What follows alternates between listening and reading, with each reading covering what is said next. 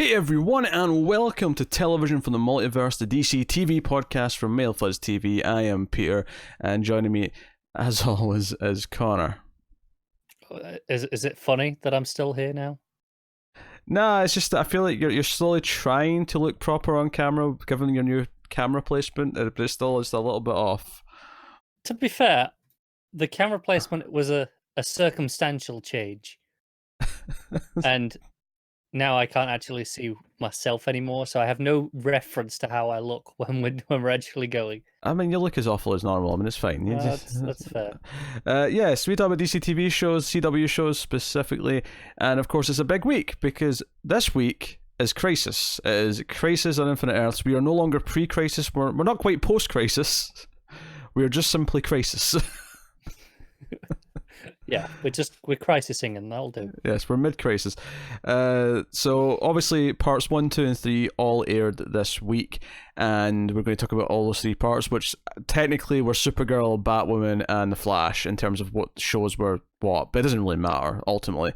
There's a couple of side characters in each one that only kind of appear in the relative shows they're a part in, which is a little bit jarring still, especially now when it doesn't feel like it matters that much in terms of the story. But it's the same every crossover. Yeah. Well, I like though that at least like Iris, who shows up in Batwoman, is still there for Flash, which makes sense because she's from Flash. But you know, she was in two; she wasn't just one.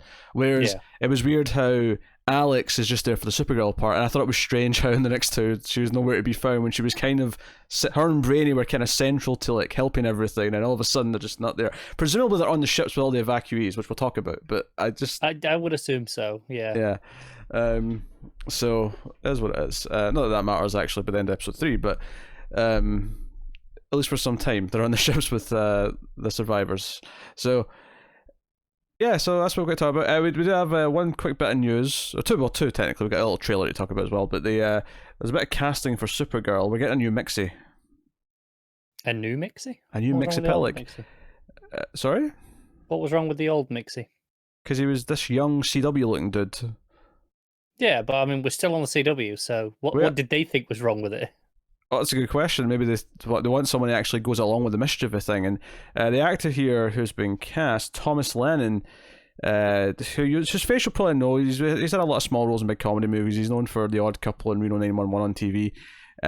But he's a more middle-aged actor. He's got more of a comedy bent to him as opposed to young and characterless that the previous guy was.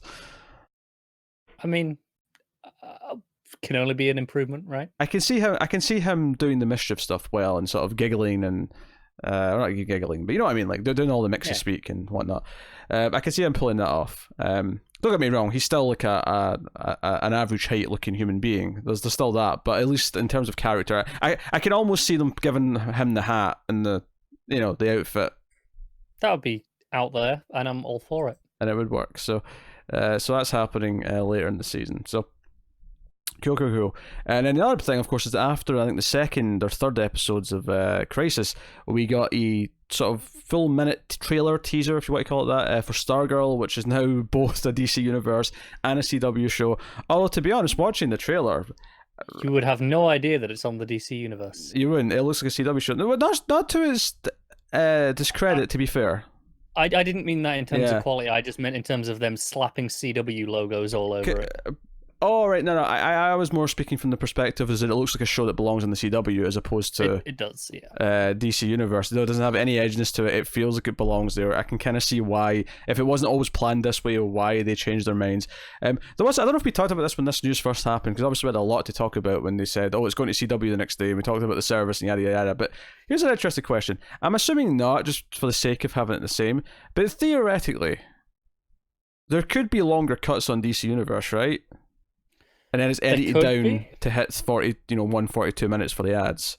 Theoretically, yes. In reality, probably not. Yeah, probably not. Okay. I was just something that was occurring to me. I was like, oh yeah, technically speaking, the one benefit to the DC Universe versions might be, there's an extra few minutes because they had to cut down for ads. So they'll let some scenes go long. They might make that a selling point because, to be fair to the DC Universe shows that we have watched, lengths were not consistent. They were up and down depending on what the episode needed. Yes, although I will say this Swamp Thing was consistently too long, but I mean, that's another problem entirely. Okay, let me rephrase that. They were flexible to what they believed was the correct amount. No, I mean, obviously, Doom Patrol we loved anyway, so I won't even mention that. But like, even Titans, which we might have problems with, I never thought the pacing of an episode was a bad, one of the elements that wasn't working. Or if we did, it was individual episode specific, not a across the board scenario. Yeah. It was for the most part the episodes were paced quite well. Regardless, maybe you didn't like the content, but they were paced well enough. So, and as going for season 1, we've not seen season 2. Maybe in the future we'll do something with Titans season 2 and 3, which is happening. We'll talk about Titans in a minute. Actually, some Titans. We will, yes. Relevant material coming up. So that, but the trailer for Stargirl. It's one of these things where like I think it looks fine. I think it looks true to what Stargirl's supposed to be, the whole stepdad thing, and the staff. I forgot Joel McHale was playing the Starman, so I was like, oh yeah, him. And the tone seems right. Like at the same time, my main concern is that it's just going to feel like a CW show after the first sort of intro period of it. But yep. if anything out of these shows actually belongs on the CW at Stargirl, more so than any of the shows they actually have. Like, I can think of the clearly better version of the Flash that we'd have on a different place. I can think of the more darker version of Arrow that we'd have on maybe a HBO or something like that. I can think of Supergirl maybe, but even Supergirl, like, it's bigger, it's bolder, it's just, Stargirl, because she's a teenager going to high school, it's probably in the right place. It's kind of what your mind assumes as the CW already. Yes. And you know what? Nothing's ever done it for me. Nothing's ever recaptured the superhero at high school thing for me. But theoretically, one day something's going to fall in the footsteps of the hit television show Buffy the Vampire Slayer and pull it off. Maybe Stargirl will be that show. I mean, Jeff Johns is running the whole thing. I mean, maybe he's got the magic touch. No, I'd love it. They're talking about JSA and the JSA must live on, and I'm like, yeah, but it's not gonna be. I'll tell you, this is a little thing that I like, but I like we get to see what her version of the DC logo is for the ending, and it's got all the stars behind it, sort of zooming. I was like, that's pretty neat. Yeah. It's just the little things. That was one thing that even like Titans and Doom Patrol, they all had their own little thing. They were nice. Yes, everyone's got their own version of it. And at the end of these Crisis episodes, there was like a sort of combination of the 4 of the main shows. So nifty. So without further ado, though, I think we can get into the shows themselves. Are we just going to talk about it as kind of a whole and move through it, or are we really sticking episode by episode? I think we'll try and go episode by episode, because they are pretty distinct, I think. Throughout. I will say as a whole, though, just to sort of give my general impression of how I feel about Crisis after the first 3 episodes, is that it's enjoyable. I don't think it's as good as Elseworlds so far. Especially the more it's went on, because the first episode reminded me a lot of Elseworlds. I was feeling that Elseworlds energy, and in episode 2 had a lot of great stuff, but there was a lot of things kind of trickling in that I wasn't as keen on, and I thought episode 3 was borderline bad. A couple of big moments, but there's a lot of things in episode 3 that I don't like, and I feel whether you want to call it the budget or the CW pacing or whatever it is, but I felt a lot of the regular gremlins of these shows sneaking in to that episode, which is not what I want in my crossover. I don't want those gremlins. I think the redeeming factor that we have potentially going on is we have another 2 hours to go. After Christmas, of course, but the rest is still to come. It might be just some dodgy pacing in the middle, perhaps by the end of it. Yeah, but I mean, I'm overall positive, generally speaking, but Elseworlds last year, I remember being really positive after each episode, and I was really positive overall. So we'll see how this wraps up by the end of it. But the first episode, Supergirl, we have neat little intro with the Monitor kind of talking about the age of heroes and how they all found each other, and it's basically just a clip show of like the various episodes and shows and whatnot. But it leads into a nice little montage of various Earths being destroyed, and one of the things I said last week, I actually asked this question last week. Will we get the John Williams Superman theme? Now, we don't actually get that till the second episode, but they hit us with so many bits of music from so many things. So many. We start off with the Elfman 89. We go to Earth 89, right? And that's the Tim Burton Batverse. And and this was one that, not as far as I know, didn't leak, is the actor who played Knox in Batman, the reporter that worked with Vicky Vale.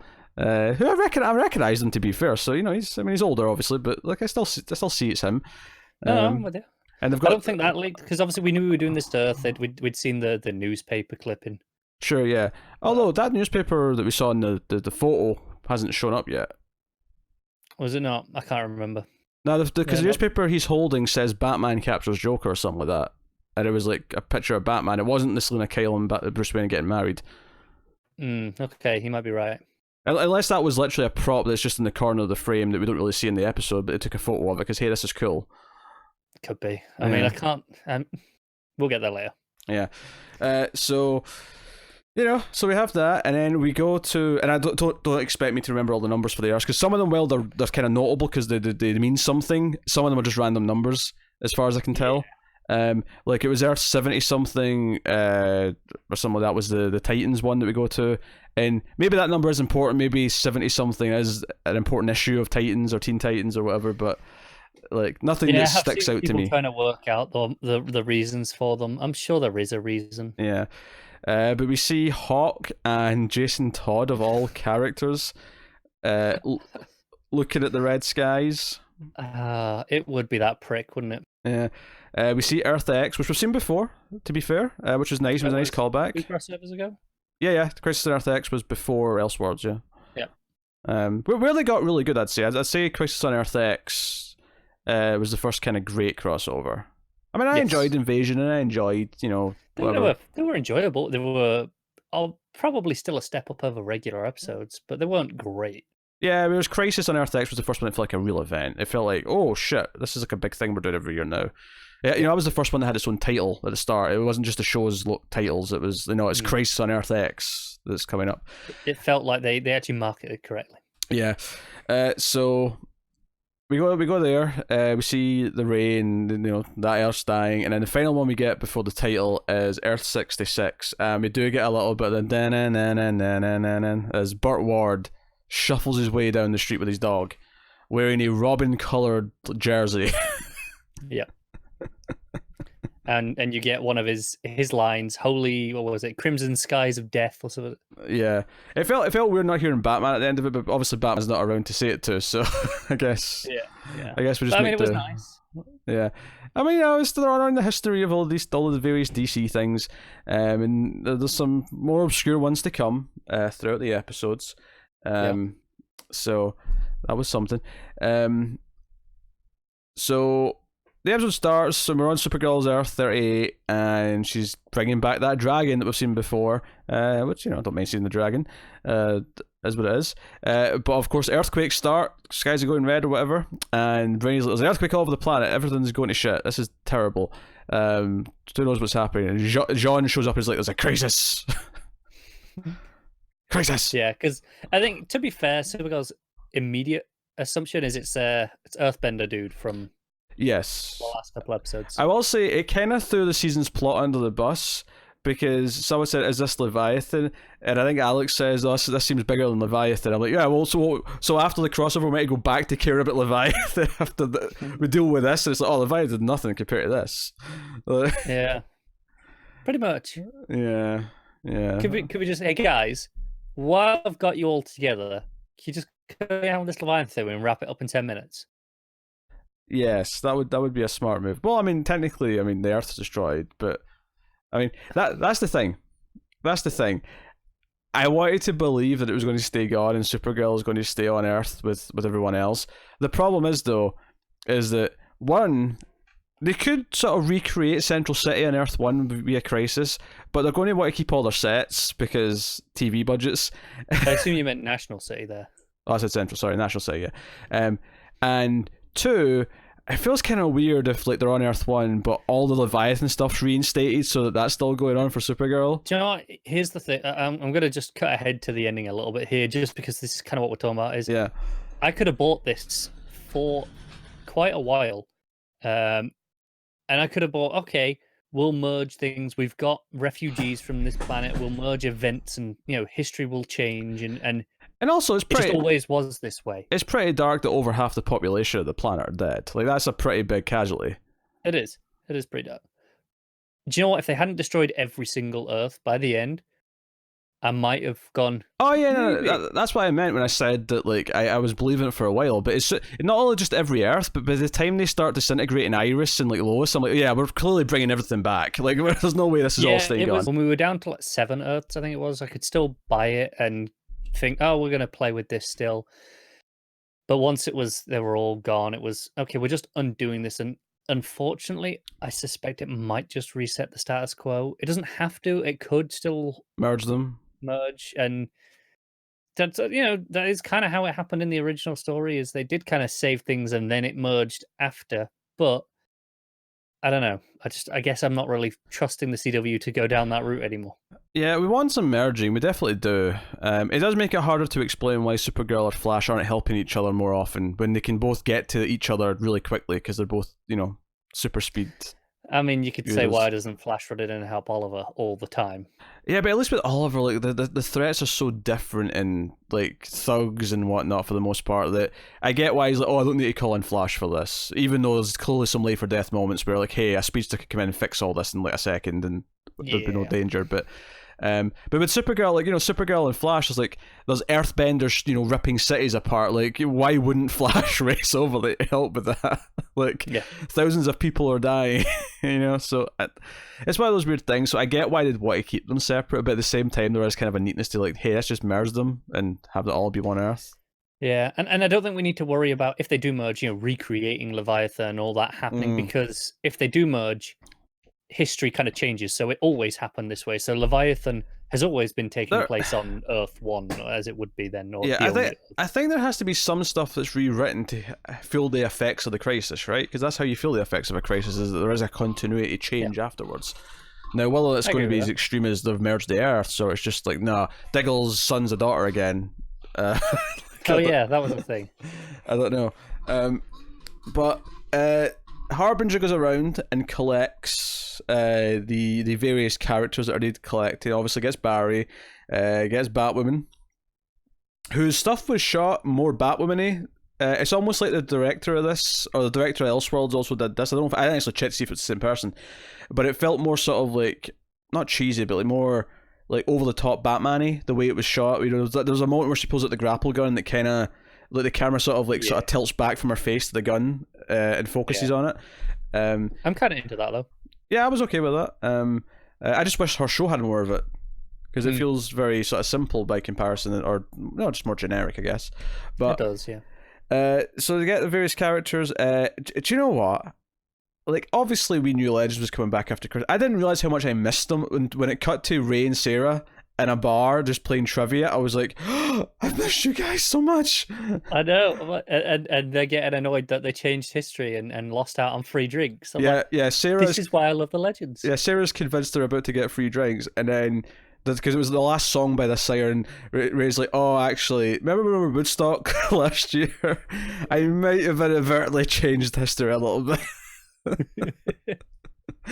Oh, so good.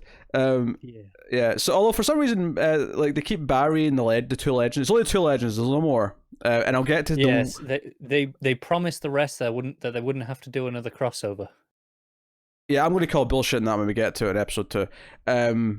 It's complete and utter just convenient writing nonsense. No, it is, but I will say I appreciate at least it felt more meta than some of the other excuses.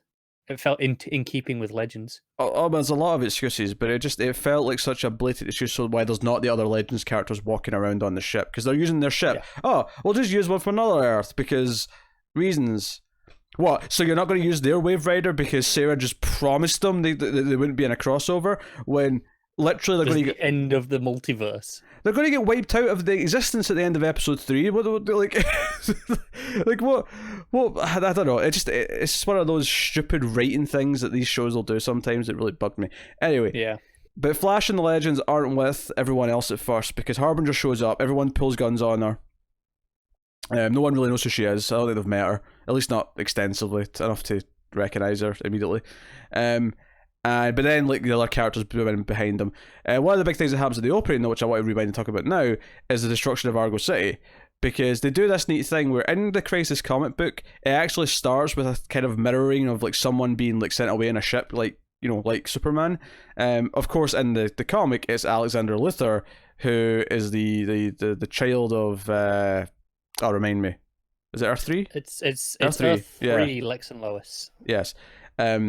So we don't have those characters, obviously, but we have young John, who we're seeing for the first time as a baby, be sent away from Argo because Superman and Lois think they're going to die.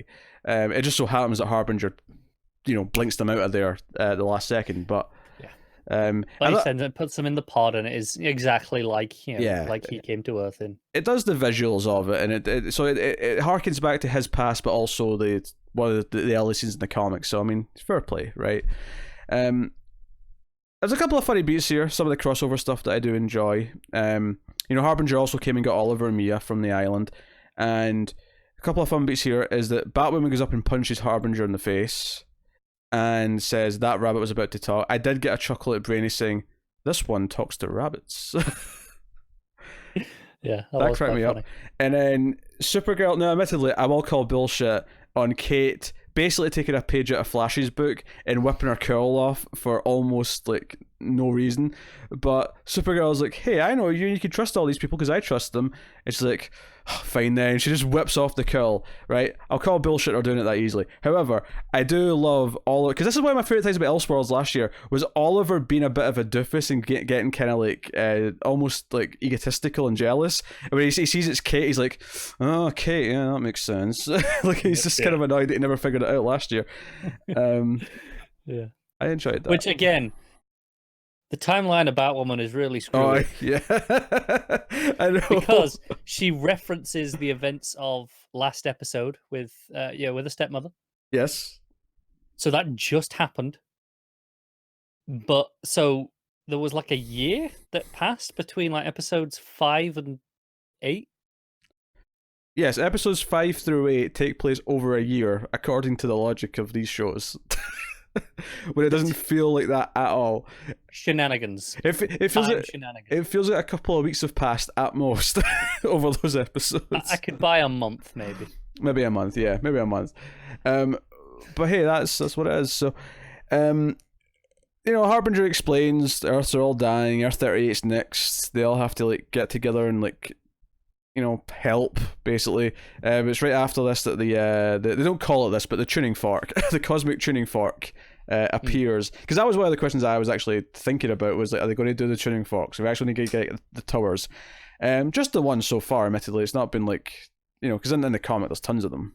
Yeah. And in the comic you have like a bunch of squads dispatched to defend. Yeah, whereas here it's just their 38, it's just one squad, and it's just, you know, protecting this one. And ultimately, it's also serving a different purpose here, because it's basically just stalling the antimatter wave for a time, because their plan is to evacuate the planet. This is something that Jean starts to get going. Alex has to go and work with Lena. I will say this right now, the worst part of this episode is every scene with Lena.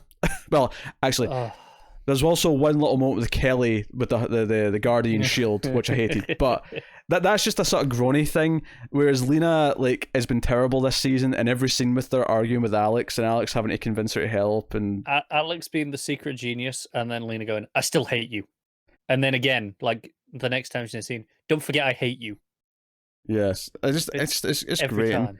Especially since, like, if you go back and look at our discussion from last week about Supergirl. We said that Alex not trusting Lena, she was completely right, because she lists all these things that she's done in secret and over the last 2 or 3 seasons, and it's like, yeah, she's actually kind of really untrustworthy and constantly does things, even though it's under the guise of helping or doing for the right reason. It's always a sneaky Luthor shit. She's not to be trusted. She's terrible. So, yes, I don't mind not having seen her in the next 2, that's fine. I'll be honest, she was like, I didn't even notice she was missing as compared to some of the others because, she just wasn't dragging it down. Mm-hmm. So it was Yeah. nice. Yeah. So yeah, they're defending the tower. There's some beats before that, of course. Mia gets her Green Arrow suit. Oliver gives her that. There's a neat little touch where Oliver kind of has his little goodbye with Sarah, because he had one with everyone on his own show last episode. But here she's a little moment where like, where he's like, "Oh, this is my daughter Mia," and like Jean's like, "I didn't know you had a daughter." I was like, I guess that a lot. But there's a little moment where she's like, "I didn't," like it's actually kind of sweet that you have a kid, it suits you, kind of thing. There's a little scene. They have to go to. They actually fixed a weird continuity error here, where because I think when this first happened, we were questioning this. When we first went to the future in Arrow last season, we were like, "Hey, but we went to the future in Legends already, and it was nothing like this." Yeah, and we kind of waved it away with, "Well, futures change, right?" And to be fair, we've already seen that the futures already was changing this season on Arrow because they're in the present day. Like, they'd already started changing things, so it wasn't that weird a sort of headcanon to make it work. But no, they established that this was actually a different universe. They actually went through not only time but to a different Earth, and that's where the future Oliver is. So, and that's where baby John has arrived. So Lois, Sarah, and Brainy, because he's quite good with children. Yes, allegedly. They go and they have a bit of a fight. Honestly, the scene doesn't really amount to much outside of Sarah getting to tell this kind of screwed up version of Oliver is a hero. Although notably, she says, "You're a hero no matter what Earth you're on." And I raised the question, Earth X, he was the Führer. What are you talking about? Yeah, there's that. And also, as soon as this happened, I went, well, we're definitely getting an evil Oliver at some point in this crossover. Maybe. It just felt like so intentionally kind of set up for that. I don't know if I think it was set up. To me, it just felt like a really cheesy line they wanted to say, and it felt like a mistake that she said that because, hey, do you not remember 2 crossovers ago when there was Nazi Oliver? Do you not remember that? Yeah, and she was involved in that one. She was there, yeah. She very much experienced all of that. So, yes, can't say Shenanigans. Shenanigans, yes. So they come back because there's scenes at this point where Batwoman, the 2 Green Arrows, Supergirl, Superman, and Flash, they're all at the tower doing things. There's some unnecessary flips. Ray's geeking out at the Batman tech, but he does actually make it better with his little doohickey, and Batwoman's impressed.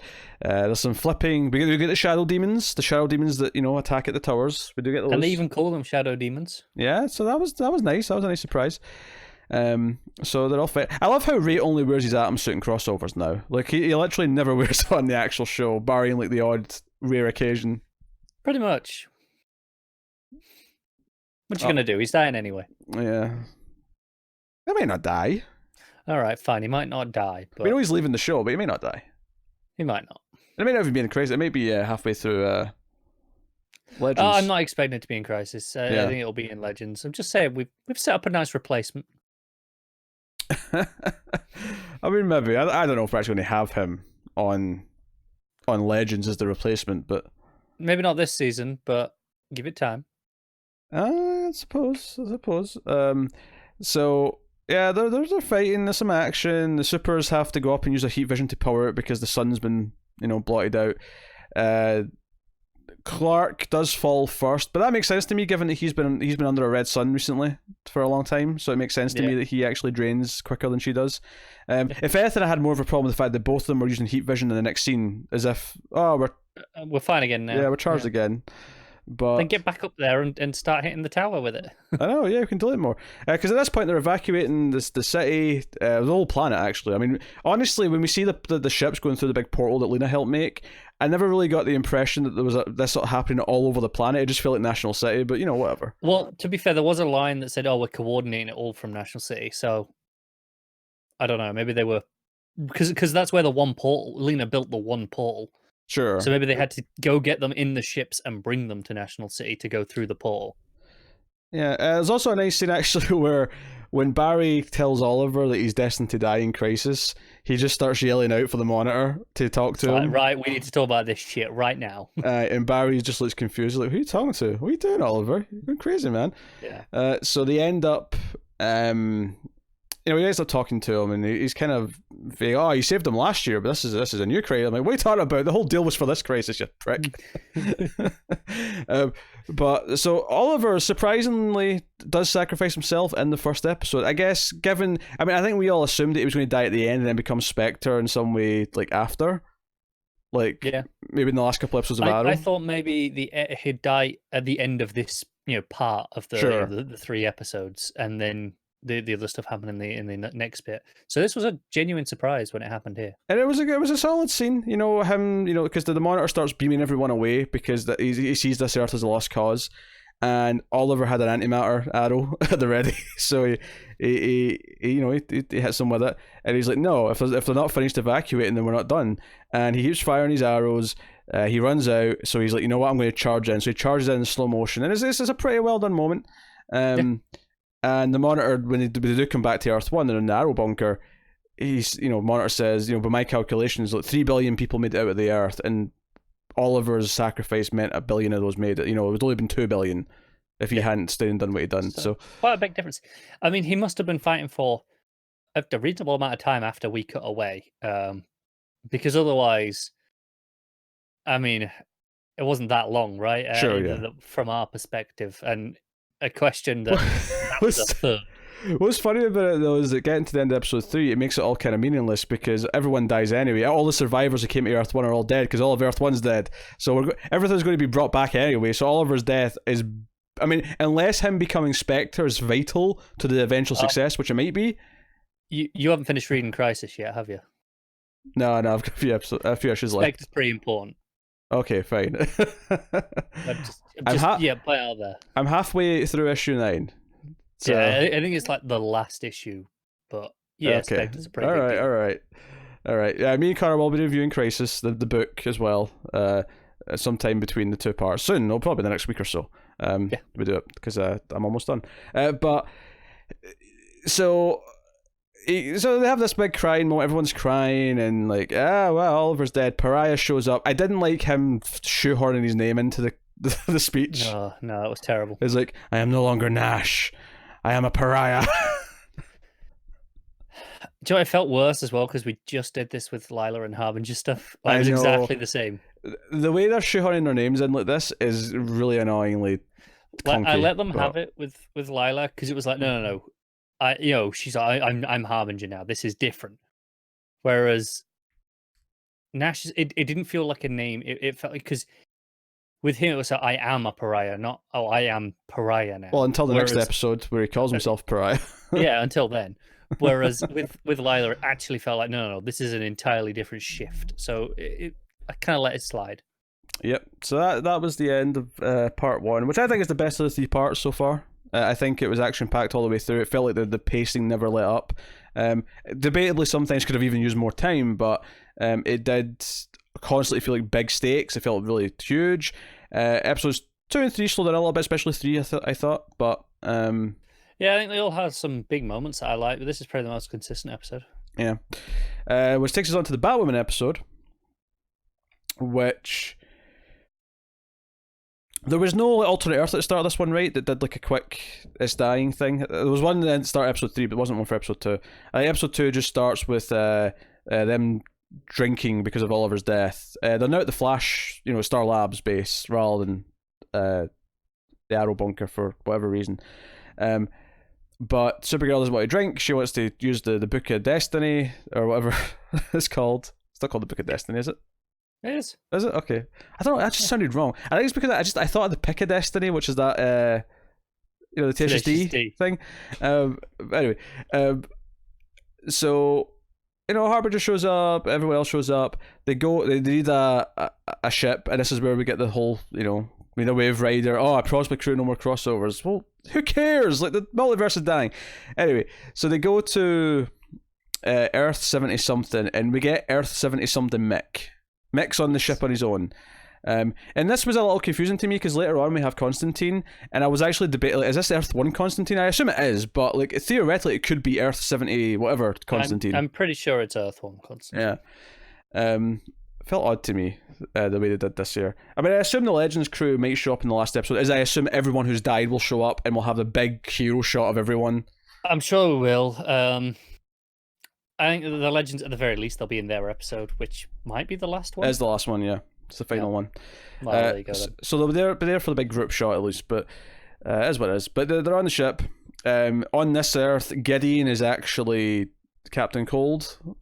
Yeah, that was a nice. I mean, because it was nice to have him involved in some capacity. Sure, yeah, it's a small way, but yeah, that works. Yeah, but I mean, in the grand scheme of this whole crossover being, hey, look at how everyone's involved. Oh, it was nice enough. Yeah, and this is where we get the Paragon plan, where the Monitor whips out his book. He's like, I went back to the time stream because Oliver died too early, and I'm confused, so I went back to get my book. And we need Paragons. There's 7 Paragons, and we know who a few of them are, and we've got hints for a couple.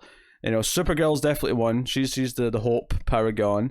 It's actually next episode we get this, but I laughed out loud when it said Barry's the Paragon of Love. I'm like, he's definitely the Paragon of an L. I don't know about love. Oh dear. And this is where we sort of tease, like, okay, we need a Bat of the future, and we need a Superman who's lost more than than any mortal man could bear. There was a nice little joke here, or not a joke, but like where they start talking about Bruce Wayne, and Ray Palmer's just like, wait a minute, Bruce Wayne is the Dark Knight? What? And she's like, do not tell anyone. No, I dig it. So they split the teams. We have certain groups go after certain things. Whereas Laurel, although Laurel was kind of reluctant, they go after Sarah. And Sarah. What did I say? You said Laurel. I said Laurel, sorry, Sarah. Yeah, sorry, I'm mixing my canaries up. All right. But they want to use a Lazarus pit. As does Barry. Barry's like shoehorning. He's the one spearheading this like an idiot. He's like, no, let's do a Lazarus pit. It's like, we got to. How hard can it be? Oliver needs it. Yeah, and I will say, and as soon as this came, I was like, don't you dare use that word. Don't you dare sully a crossover with that stinking word. Hey, there was an ample opportunity for them to use it because they were describing how Laurel came back. Sarah again. I did that again. Joe, the problem with this is though, is this like we can't just use Lazarus pits. Is that Sarah's walking around and Sarah is fine. Like they actually solved it. They got her soul back and she's okay, and she's been okay for a long time. It does kind of, and I know it was difficult, but we still have Constantine. We still have these things. Like we still can fix it. We can, which is why I think ultimately it makes sense for them to go along with that plan and actually try it. Yeah, and obviously there's a roadblock once Constantine tries to put the soul back in. It's like, hey, all this crisis shit's messing with my powers. That antimatter affects magic, apparently. It was underwritten though. It was just such a throwaway line about why. It was just like, just this reason, just accept it so we can have more plot of another thing. Like that was basically it. But they go looking for a Lazarus pit on another Earth, which is basically just a puddle underneath some some random crap. Yeah. And a weird sexist Jonah Hex shows up and tries to. I mean, it's not that weird given the time period and that he kind of was this Confederate history, in terms of. Well, no, I don't mean weird in that sense. I mean weird just in how random it is. Like, why? Just because why not, basically, is the only answer I've got for you. Like, okay, if you're going to tell me that Jonah Hex on this Earth is more evil than the regular Jonah Hex, whatever, but like, why? It serves no purpose as far as I can tell. It doesn't. It's just hey, look who else is here. This is where make the joke of Sarah giving him the scars. But this is where I'm saying that there's these creeping things of the regular shows coming in where I felt this was pointless and worthless and just there to kill time.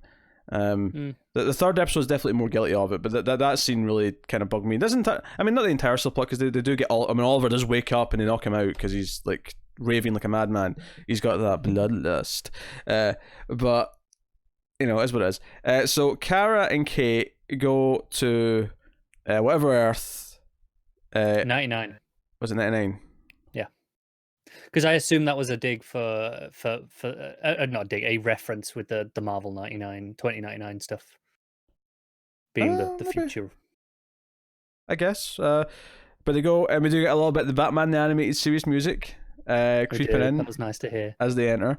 And they go up, we get a cameo from Luke Fox, who's like a hunky, shirtless dude in this. Well, I felt like I was watching True Blood. Yeah, he opened the door and his shirt's all open and he's all ripped. And Kara calls him cute, and Kate's just like, nope, we're not doing that. That's weird. Let's just go in.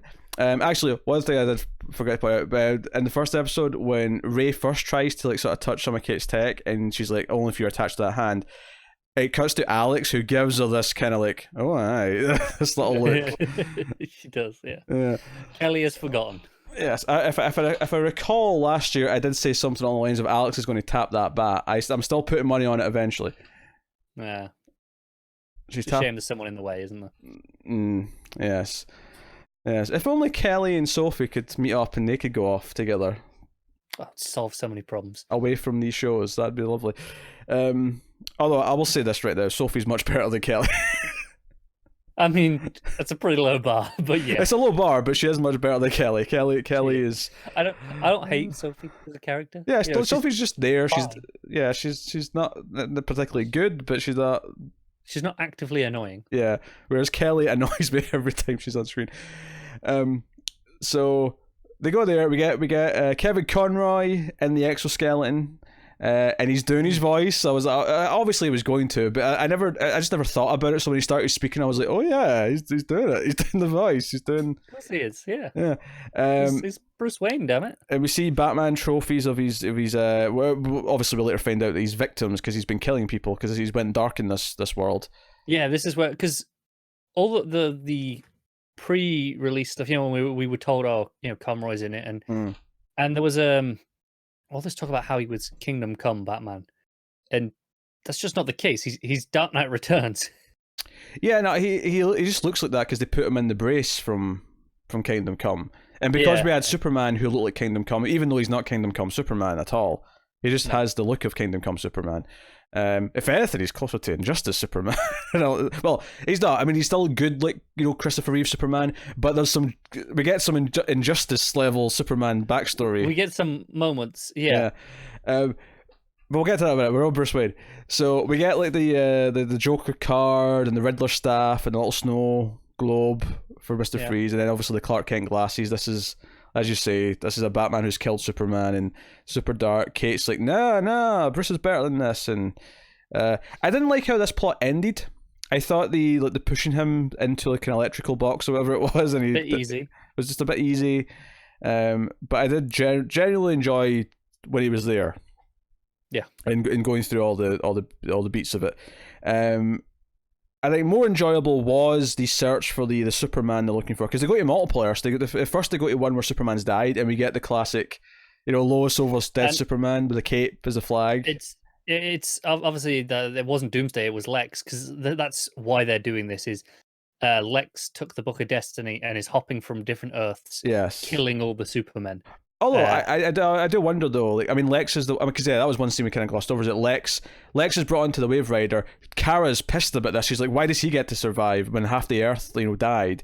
And the Monitor's like, oh, there's plans for him. He steals the Book of Destiny. He's like, I'm going to kill every Superman, and he's got a little portal button, and he jumps out of the Earth. And Harbor's like, what are you doing, Monitor? He's getting away with the book, and Monitor just sort of smirks and is like, it's all part of the plan. Like, he's serving his purpose, which fine, right? That's it. You say it's not Doomsday. I would maybe hasten a guess that even though it's Lex that's behind it, he still did it with Doomsday. The headline literally says Lex Luthor kills Superman. Oh, did it? I didn't notice that. Yeah. Fair enough. But it was the death of Superman. It was that pose. Yeah. Yeah. Fair enough. Yeah. Fair enough.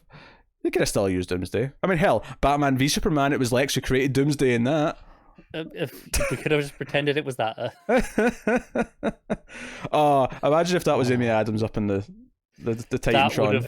I think that would have broken me. I think I would have been destroyed. The funny thing is, though, is that they're getting to do all these references to the old stuff because all those actors are older. A lot of them don't have much of a career anymore, so they're okay to come in for a day and do a little cameo. But because, obviously, even the Nolan Batman movies or the more recent stuff that Snyder did, all those actors are still got busy careers that are flourishing, so they don't want to do a shitty TV show cameo. Credit to, I assume it was Berlanti who did the reaching out, because that's kind of his job. But they did reach out to a lot of people. They confirmed that they reached out to Nick Cave. To? Nick Cage. Oh, Nick Cage. Sorry. Okay. Yeah. I thought I said Nick Cave, and I'm like, who's Nick Cave? No. Yeah. Nick Cave's a musician, right?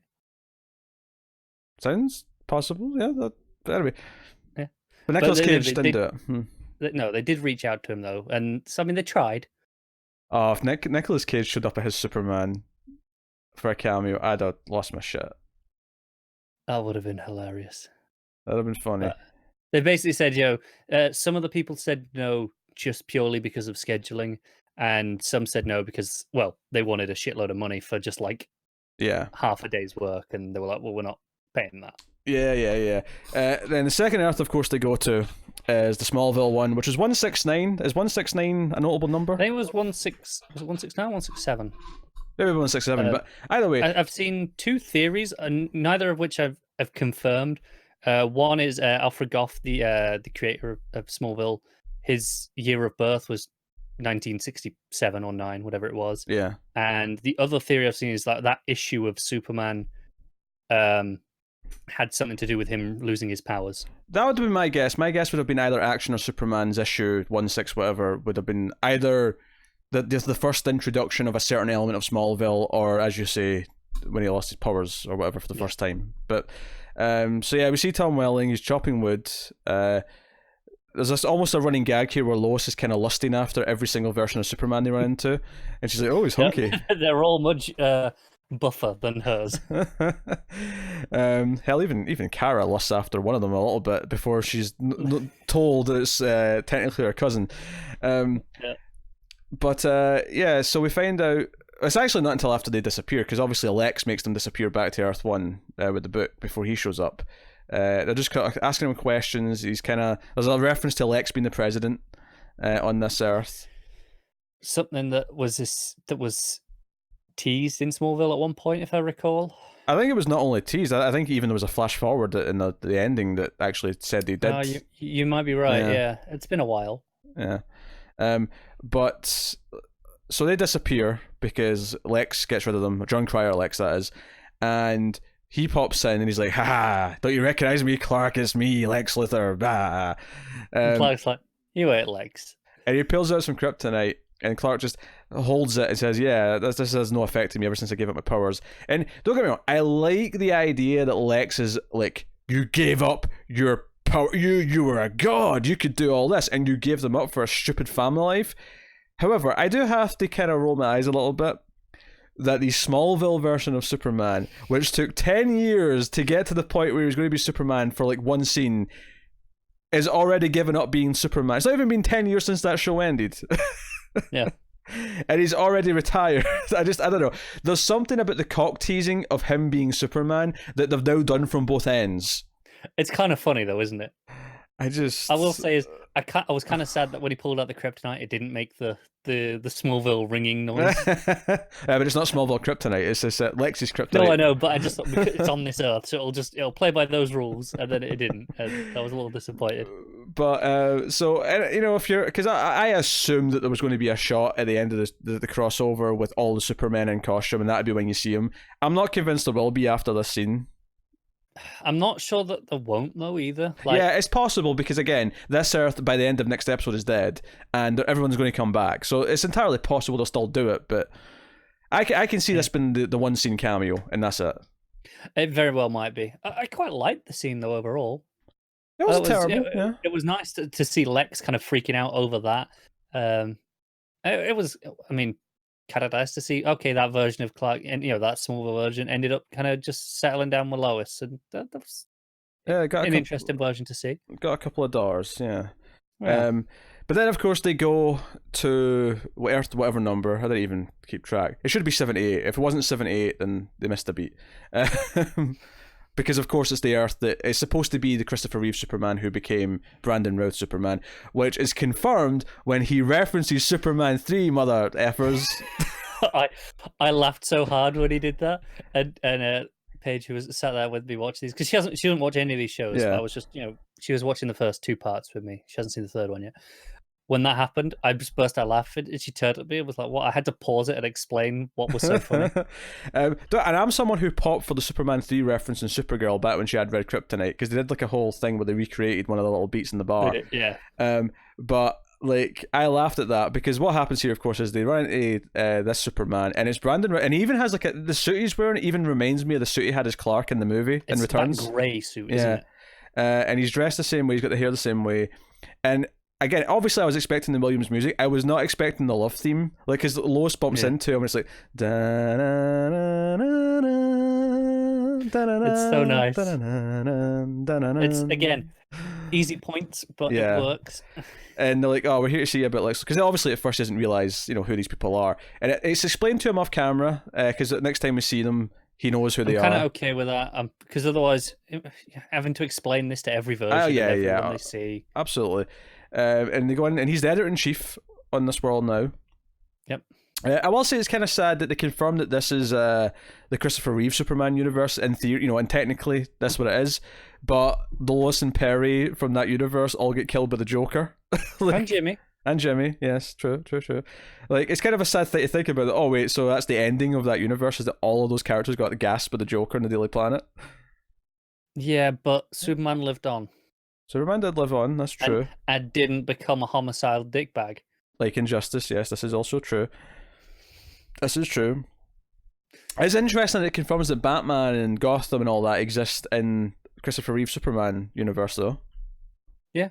Interesting little bit. Which I think seems plausible. Those films were so detached unto themselves anyway that I can buy that. Yeah, sure, all that stuff was happening.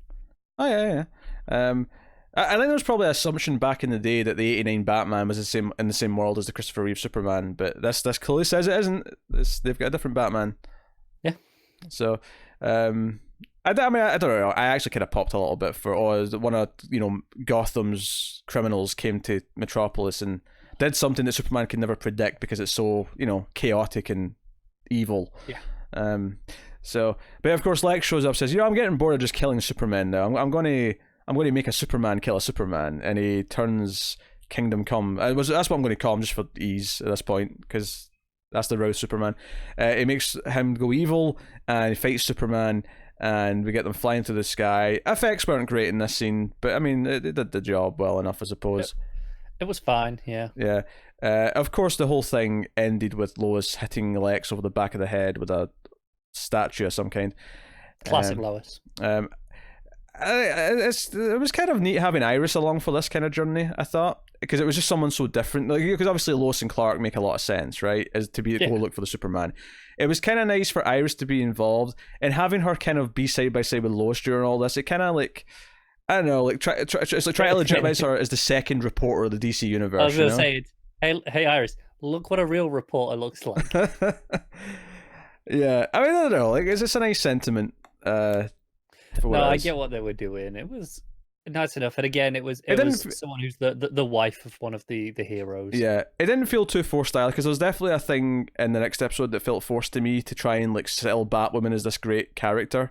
That felt a little bit like, okay, I get what you're doing, but it's a bit just too in her face.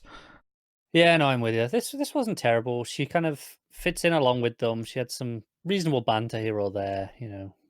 She had chemistry enough that it didn't feel too bad. I think that's just out of Candace Patton being decent. Pretty good. Yeah. She did mention on Twitter that there were plans for her to be playing someone else in the crossover, but it never happened for whatever reason. And the reason why she's probably not saying is because it's entirely possible they'll do it later on. Yeah, possibly. Whatever the idea was. Because it was someone saying they wanted to see her in the Speedster. purple outfit she had, yeah. So it wasn't that either. It was something else entirely. Maybe Wally's daughter from the future on a different Earth or something like that. I don't know. Maybe. I mean, could have been anyone really, couldn't it? Just given how they've used Barry's dad's also Jay and so on and so forth. Yeah. That theory kind of gets thrown out the window though when you have Ray and Superman looking the same. Well, clearly it's mix and match. It's just, sometimes it'll be related and sometimes it'll be just completely weirdly random. Just whatever the scenario calls for. Yes. Of course they snap, Superman out of it and convince him, and this is when he drops this isn't the first time I've got crazy and fought myself. Which, by the way, we didn't even mention the music when they first set up, because before Lex shows up, they're like, "Hey, we need your help to save the entire multiverse," and he's like, "Oh, that doesn't sound that crazy to me. I'll help." And of course, it's like dun dun dun dun dun dun dun, and he zooms out of the frame and he comes back in costume and he's like dun dun dun dun, and then Tyler Hoechlin, our Superman, speeds out of the frame, and his theme just neatly goes into like his version of the Superman theme. It is expertly arranged to have the two of them merged together. Anytime they do any kind of mixing like this, I love. There's in episode 3, there's a mix of the Batwoman and the Supergirl themes that I thought. I mean, I wasn't in love with the scene itself, but that music mixing was delightful. Yeah, it was. I love it. And they even did it with and in the first episode actually, I'd forgotten about this, but there's a point where I think it's like Flash and like the Supers show back up to the fight and help everyone else when they've been on their own for a while. When they appear at the tower. Yeah. And it does this neat thing where it does like the Supergirl theme into the Flash theme. And it, again, just I always love that stuff. Always love it. Music is on point. So he's coming back with them. They've got Lex locked up in the containment field in the ship, as you do. There's some fun beats. Like I say, Kara first shows up and she's like, "Ray, you're looking jacked," and she's like all into it. And then Superman's like, "Oh no, that's technically your cousin, Kara. Just before you before you jump on him." Never mind then. Yeah. So some beats, and you know, she kind of convinces Batwoman to have some hope, and she's like, "Say, you sound like you're the Paragon of Hope now," because obviously all episodes she's been kind of miserable because, like, you know, her Earth just died. Yeah. So that's what it is, but it's fine. It sets up a couple of things though. Kate kept some of the kryptonite that evil Bruce had because he had like kryptonite in his exosuit. Makes sense. You know, so she keeps some of that, and it teases like, "Oh, she's got kryptonite." They're doing the classic, you know, the Bat doesn't trust the super thing, and is keeping a weapon. Yeah, I mean, like I say, this is very classic, so yeah, this is all right.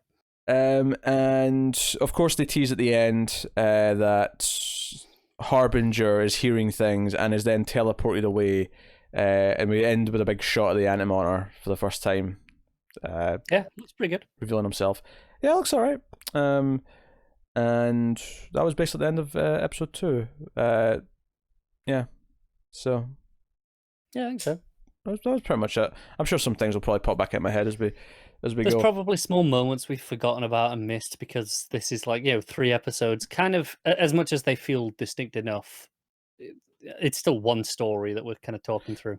Yeah. And then, so obviously we've not been covering Black Lightning because it's the most separate show, but I did do a little bit of reading just to see, because I'd heard that they were doing something with Crisis.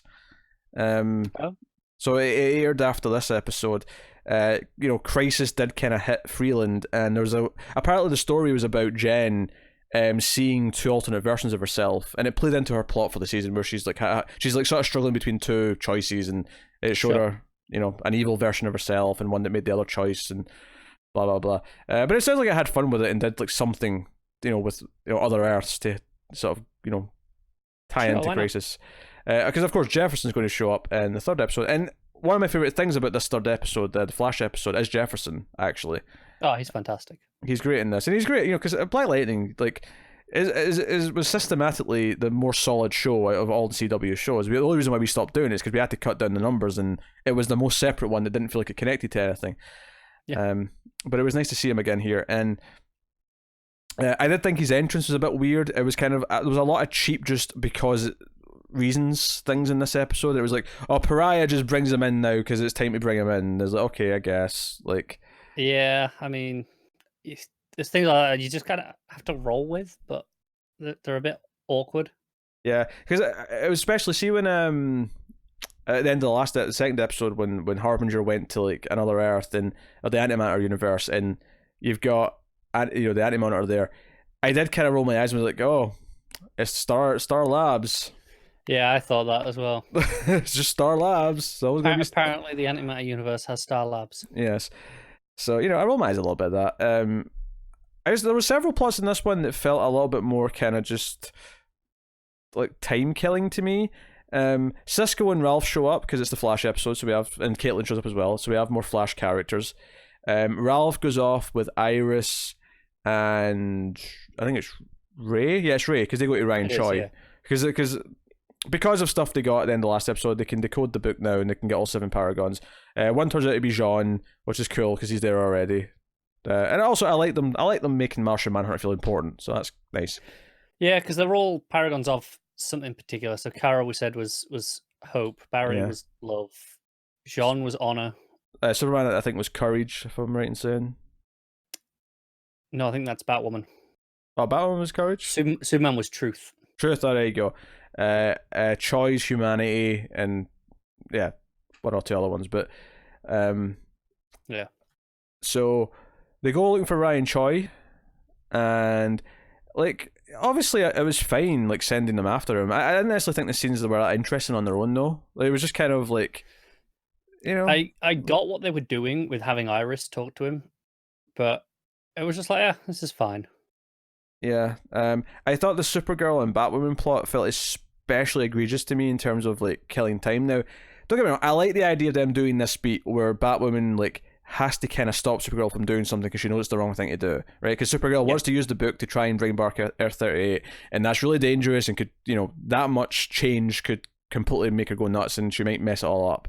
So Batwoman stops her, and even at one point says, "I will stop you," and they kind of have this face-off, and this is where I said the music was quite good because it's sort of doing both their themes. But I didn't think the moment really it felt like it was earned in the scene itself, and then I felt like it was really clear those two characters were confined to the ship the entire episode. Like they had like 3 or 4 scenes, and every single one was just them two. I mean, there was a couple of group scenes they were in as well, but like for the most part, all of their scenes was just them two on the ship having one-on-one conversations, and it felt really kind of like, oh, that's it was, yeah. made it easier to shoot because we just have these two characters for a few hours on one day. I think the problem is it was kind of the same conversation over and over. It was, Kara, I want to use the book, and then Batman, no, you can't use the book. Yeah, repeat. It felt like more what I expect from a regular episode of some of these shows where I'm annoyed at it because it's being repetitious, like you say, and kind of forced. So, and you know, and again, I like the choice at the end that Supergirl says, "No, you should keep it." You know, because Batwoman says, "Hey, I'll give you this, and I'll hope that you'll do the right thing." And then she says, "No, no, you keep it, and I hope that you have the courage never to use it," or whatever she says. But they kind of swap their Paragon titles. They sort of, you know, like I appreciate the sentiment of the scene. I just don't necessarily think they earned the moment of Supergirl, because Supergirl has been let's face it, a bit of a dick whenever Kryptonite comes up. I don't know if they've just a touch earned it in this story for this to be the time where she goes, "No, I trust you to keep it."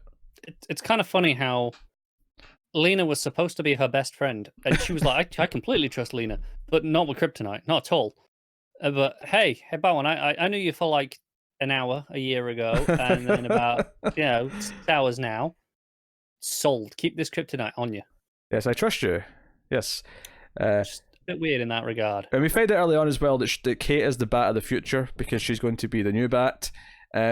And makes sense. And I'm fine with this well enough, but there's 2 things I don't like about it. One, because it wasn't that Bruce that we found, I was hoping for an exciting like thing to come of it. Like, oh, who's the Bat of the future going to be then on another Earth? Like, who are we going to see? Are we going to see like I don't know, like another Kevin Conroy or like a Nightwing or even a Batman Beyond. I was going to say thing, yeah. like you know, and then it was just Kate. I was like, oh, okay, so there was a little bit disappointing in that sense.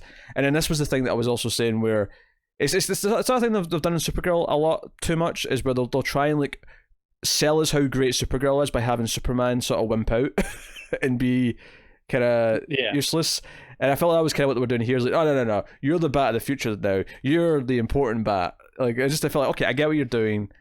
I didn't mind it because I'll be honest, I figured this was covered as soon as Kevin Conroy was a dick, because I was like, it's just that old. It's just playing with the wording a little bit. And I was like, okay, because I don't know, maybe just knowing it was kind of coming didn't make it feel as egregious. Yeah, I wasn't disappointed. That's fair. And I don't necessarily mind every time they do this kind of thing. I'm perfectly okay for Kara to kick Superman's ass. It's just, they definitely do it every time he appears. There's always one moment where they have to show she's better than him, you know, because like the heat vision. Because like the heat vision, because it's her show, so we have to make her look the better one.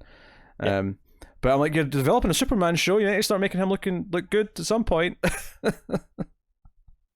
It would be helpful. So that was their plot. They go down into the tunnels where the entrance, which turns out this is the the Anti-Monitor's place, where Pariah, by opening this place, released the Anti-Monitor, and that was kind of right last time when we were kind of theorizing. Yeah. Although now he's working with the Monitor now. Yes. So it's just whatever. But they go in and there's a treadmill. There's dare I say, a cosmic treadmill hooked up to you may dare. It's hooked up to whatever's causing this antimatter stuff. Even though it's going to happen anyway at the end of the episode, and this is neither here nor there, but they believe that, so Flash 90, Earth 90 Flash, which is the old TV show Flash, which I was a little surprised they used a little clip of when he was dying later on. Do you know what? That's because he mentions how he was married to Tina. I was like, oh, okay, I guess that happened. And then there's a clip of it. I was like, oh, that caught me off guard. Yeah, they showed it. It was kind of sweet. It honestly sold the death better than anything else in the moment. It was just showing a clip of the actual show. But they believe that Barry thinks this is the moment he has to die. He has to disappear in the crisis by going out the treadmill and like overcharging it or whatever. And Earth Knight is like, no, I'll do it. Cisco, which by the way, Cisco's vibe again, because the monitor went, lol, that's not sticking. Pretty much. Which like, I'm fine with him being able to do that. My problem here is like, I never understood the point of Cisco giving up his powers in the first place. I understand it even less now. Yeah, the monitor didn't understand it either. Yeah, it makes that entire plot just feel... I mean, maybe they'll do something interesting with him being forced to have his powers again, like after Crisis. You think the Flash is going to do something interesting? Probably not. I mean, we'll be back to Bloodwork. Hey, on the upside, regularly scheduled shite. Yeah, Bloodwork's dead right now, at least. I mean, that's the upside to all this. Oh, that's true. Yeah. Oh, and they also acknowledge, actually, because they find out Earth 2's dead in this episode. Only just. Yeah. So Barry and Cisco are like, wait a minute, Jesse, Harry. And I was like, yeah, sorry guys. Yeah, they're dead. So I appreciated that, but yeah, I thought this was a lot of standing around just debating what to do, and like I say, Jefferson's entrance was kind of weird. I love Jefferson's stuff after the fact, like the scene. So Earth 90 Barry dies, in what would seem to be the way that Barry was supposed to die. But afterwards on the ship, I did like the scene between Barry and Jefferson where they both talk about their dads and how they both kind of get inspired by their dads to do what they do, and that was good. Because if I think there is maybe a bit of criticism here that Jefferson almost doesn't take it. Like it almost takes it too well that his wife and kids are dead. Like when he's told, like he yells about it for a second, but he's oddly kind of ready to go, like very quickly after that. Yeah, but I mean. Yeah, I can't really argue. Yeah, but I like this scene with Barry, and then he comes out and he's like, "Wait, this Superman is real? Superman are real?" And I kind of chuckle. And I didn't actually notice it in the scene, but the internet did point it out to me that there is a moment where he nods at Diggle, and Diggle nods back. Oh, is there? Yeah, there's a little moment. He finds the one black guy in the room to nod to. He gives him a little nod. It was a fun moment, but. Yeah. Of course, at this point, the Earths are all dying. Earth 1's the only one left, and here it's going to die. So basically, Pariah is told he knows what to do. Harbinger shows up to kill the Monitor because she's been controlled or used by the Anti-Monitor, just like the comic. And she has, honestly, a pretty crappy battle with him. We're just got a beam of light between them that's going back and forth. It's a Dragon Ball Kamehameha wave face-off, because they did this quite a bit. Yeah, I thought this was kind of meh, honestly, this part. Yeah. But Pariah beams them all away somewhere safe. I thought it was going to be like the comic, and they were going to, like, the Monitor's little pocket universe. Dimension, yeah. Which is obviously where we've seen him chat with Oliver in the first episode, for example. Yeah, but they actually used something from Legends Season 1 that's not been brought up since, so, and good on them for using some weird continuity stuff to make sense. It did make sense, so, as much as we don't really like Legends Season 1, as much as we love the rest of that show, it makes perfect sense in context. So they all get beamed to the vanishing point, the 7 Paragons, that is. Everyone else is left on the ship, so we see Lois, Iris, Ralph, they all disintegrate, the wave hits them. And they die. So obviously we're fixing all this later. I did forget to mention at the start of the episode, we do get the Birds of Prey scene. The Birds of Prey Earth. I don't know if they actually got Dinah Meyer, or Dinah Meyer, if I said her name properly, on, like, because she's Oracle, so we hear a voice that's meant to be Oracle. I don't know, I don't know her voice well enough to know. Like, it sounded like her, but at the same time, like, I don't know, is it that hard a voice for someone to just kind of fake? Like, I don't know. Exactly. Notably though, because this show is from like 2003, the actress who they've got playing Huntress, I think she said she was. I mean, I couldn't tell because of the costume, because the costume looked nothing like Huntress. It's Huntress. Yeah. Somehow. But like, because this show was from 2003, and obviously that was like, you know, over 15 years ago now. I did think it was funny how this actress was clearly, you know, in her late 40s or whatever she is now. Maybe mid 40s, but like, you know, she looked clearly older than she should be, running about in this silly costume. Yes. You know, jumping on rooftops, because the costume looks like it was designed for a 22-year-old. Just a tad. Probably because it was, but you know. Yeah, because it was. But whatever. So, yes. Now, as much as I'm kind of down on this third part, largely, and obviously we're not talking about the Lucifer cameo and getting Oliver's soul from Purgatory, which again I thought was just a pointless subplot, because once they get to Purgatory, they have this big spiel about, oh, he's not going to know who he is, we're going to have to fight him and convince him who he is. It literally happens in like 3 seconds. All it takes is that bothered the hell out of me. Yeah, like, they find him, he's you know, he's raving and punching and whatever, and they grab him, and Diggle's like, Oliver, it's me. I'm sorry I wasn't there for you in Crisis, but it's me, it's your brother, it's Diggle. And he's like, Diggle? I'm like, well, that was quick. Yeah, like I was okay with it at the start of this plot when, of course, Oliver's Purgatory is Lienyu. Of course it is, right? Yes. That made complete sense. I'm down for that. And Constantine setting up these rules of, okay, well, he's not going to remember us, so this is going to be tricky. Mm-hmm. Okay. And Mia's like, well, we'll just have to make him remember. Mm-hmm. Still okay. Solid plan. Have it take longer than Diggle saying 3 sentences. Yes. Far too easy, and then immediately Jim Corrigan shows up and says, it's time for you to be the Spectre. And Oliver's like, yeah, if this is going to save the universe, I'm going to have to do it. So I was like, okay. I mean, to be fair, is pretty much everything he's done for the last season. So I don't know, everything about this felt super rushed to me. It had no weight to it. So I wasn't super keen on this Purgatory subplot. And then Lucifer, I mean, I watched the pilot of that show, it's whatever. Like, I didn't really... I've seen a bit more here or there because I'm sure fans of the show got a kick out of the cameo, but I mean, it was whatever. I mean, if you're gonna have Lucifer, might as well have, you know, that actor, right? Oh, sure. I appreciate they went all out and went that Earth 666. Sure, yeah. But yeah, so as much as I'm down this episode, I do actually like the little twist at the end. Yeah, it's kind of fun. Even though I'm like, wait, so not? I mean, I'm sure he'll be back in the last episode for the big showdown, but like, I was like, oh, no more Brandon Routh Superman. Like, I was a little upset about that. But so the 7 of them are there, and then for some reason, after the first couple of seconds, Brandon Routh Superman starts to like have these weird light beams coming out of him. He starts like, you know, being in pain and like, what's happening to him? And all of a sudden, when he disappears, Lex Luthor appears, and he's like, and they're all like, wait, what's just happened? Why are you here, Lex? And he's like, well, you know, I read in the Book of Destiny here that, the Paragons, the 7 of them, are going to be here at the vanishing point after everything else dies, after Earth 1 dies. So I thought that I'd rewrite a little bit of history. And we see he pulls out like the scroll, like the prophecy of the Paragon, with those 7 symbols, and he's literally just written Lex Luthor over the top of the Superman one. And I have to admit, him being there and being like, because it ends with him going, okay, what do we do now? Like, he's got gun ho, let's do it. Okay, let's save the multiverse. I have to admit, I think this solidified him as being a pretty solid Lex Luthor. I mean, he was fine before. I think this moment makes him a bit more memorable. It's the most I've ever liked him as Lex, for sure. Yeah. That's his because it's so Lex that he actually does want to save everything, because of course he does. He doesn't want it all to be gone. Of course. But he has to be involved, and it has to be him and not Superman, because that's his ego. And it's nice that he's there with his Superman, because we'll get them interacting a little bit, because we've not really had that yet. Is his Superman there? Yeah. Tyler Hoechling's there. He's one of the 7. You sure? What's he a paragon of? I don't remember him being there. But you could be right. I'm sure he's definitely standing there in that final scene. I thought he disappeared with Lois. Maybe you're right. Who am I thinking of? Someone was standing behind him.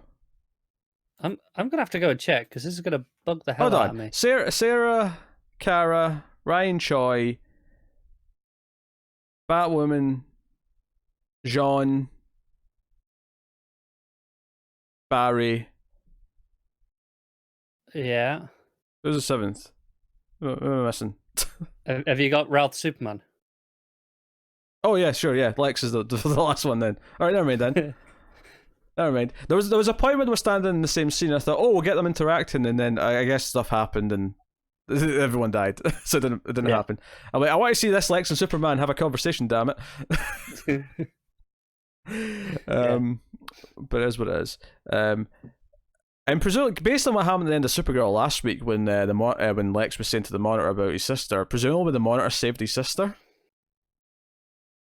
Maybe. I don't know. Does Lex care that much about his sister? I'm just saying, I wouldn't be surprised if Lena pops up even before everyone else comes back. Of course. Yeah. I'm not happy about it, but I wouldn't be surprised. Nah, I'm kind of okay with where this ends, though. I mean, as much as there's some problems in this third episode, it leaves it on a nice place for the last two. Yeah, I don't know if it's exactly where I thought it would break in, but the story's changed enough from the comic that it was hard to kind of predict what moment. It's kind of close to what I expected, actually. Like the Barry Allen vanishing was kind of right where I called it. Yeah, but they've changed the order of things though, because that happened after like a lot of the Earth stuff. It did, because the Barry Allen stuff in the book happens after the team go to the Antimatter universe to try and take on the Anti-Monitor. Yeah, because that's issue. Because if I remember right, that's issue 8, and then that's issue 7. The fight. Yeah, no, Barry's issue 8. Barry's issue 8. Yeah, because issue 7's a longer issue. It was like 42 pages. It is. Yeah, and then Barry goes in issue 8. Yeah. So things are out of order, but like, but not, I mean, I would, and it wasn't even our Barry, so it's kind of weird to count which Barry's doing what, but especially since Barry in the book goes out doing a lot more interesting stuff than just running on a stupid treadmill. But yeah, a little bit. But like, following the main plot being the team, I would say that we're not quite at that point yet though, because the team going to actually face the Anti-Monitor to me felt like where I thought it was going to have the cliffhanger. So this is a little bit earlier than that because they've just kind of skedaddled. Yeah, that makes sense. So we've got, probably half the story really left. Yeah. I can kind of see where this is going, assuming they take some of the beats from the rest of the comic. Yeah. I've got some ideas of what this might be kind of doing from here. Do you know what we haven't had yet? Mm-hmm. Diggle Green Lantern. We have not, no. There was a reference to the Guardians. There was, yeah. The word Guardians was used. Either the Monitor Pariah mentioned them. Yeah. And the Guardians are a relatively reasonable part of the Crisis comic in terms of the origin of the Anti-Monitor. Yeah. There's some flashback stuff in the book that goes into that, and how Pariah kind of links up with all that stuff, and what's going on. But which I don't. I mean, maybe they'll go into the Guardian stuff. Maybe we'll get. I mean, I'm still kind of expecting Diggle Green Lantern, but at this point, I'm expecting it towards the end now, rather than. Yeah, I'm expecting it at some point, but like I say, towards the end now. I'll be surprised if it doesn't happen though. How cool would it be if it was just Diggle? Or what if the ring just came in and says, "John Diggle of Earth, you have been selected for the Green Lantern Corps"? Do you know what'd be a great thing to do as well is because they set up that to do something of this magnitude with the Book of Destiny would require enormous willpower. They did say that. Yeah, they used the phrase willpower. Which I thought was interesting because that wasn't one of the Paragon qualities. This is the thing, though. Would it not feel like a cop-out in this crossover, given that there's never been Green Lanterns before, to then have the entire Corps be what they use to... No, I don't mean necessarily just do that, but more, okay, whoever does it, and then, if it's Diggle that does it, and then the Green Lantern ring shows up. Oh, sure, okay. Because it was a show of willpower.